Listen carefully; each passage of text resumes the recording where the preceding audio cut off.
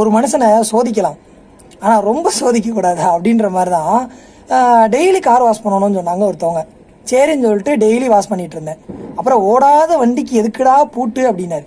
சரின்னு சொல்லிட்டு அண்ணே ஒரு நாள் டஸ்ட் ரிமூவ் பண்ணுறேன், ஒரு நாள் வாஷ் பண்ணுறேன் அப்படின்னு. இப்படியே பண்ணிகிட்டு இருக்கும்போது ஒரு நாள் டஸ்ட் ரிமூவ் பண்ணப்போ பார்த்துட்டு, நீ தொடச்சது சரியில்லடா அப்படின்னாரு. அடா இத்தனை வருஷமாக பண்ணுறேன், அப்போல்லாம் தெரியலை, இப்போ வந்து சுத்தமாக இல்லை அப்படின்னு சொல்லிட்டு டஸ்ட் ரிமூவ் பண்ணதை பார்த்துட்டு சொல்கிறாங்க. சரி ஓகே அப்படின்ட்டாச்சு. அப்புறம் 8 மணிக்குள்ளே பண்ணணும் அப்படின்னாங்க. சரின்னு பண்ணியாச்சு. அப்புறம் 6:30 மணிக்கெலாம் நீ இருக்கணும் அப்படின்னாங்க. இது என்ன ஸ்கூலா காலேஜா ரூல்ஸ் போடுறதுக்கு? பிஸ்னஸ் பண்ணுறேன் மேன் என்னானே அப்படின்னு சொல்லிட்டு கத்த விட்டேன் நான். அப்புறம் வந்துட்டு தொடச்சிட்டு இருக்கும்போது காலைல வந்துட்டு ஒரு சின்ன காரை பிளான் பண்ணி வந்தோம்னா, டே பெரிய காரத்தோடா அப்படின்னு சந்தில் எல்லாத்துக்கு முன்னாடி சொல்லிட்டு போகிறது.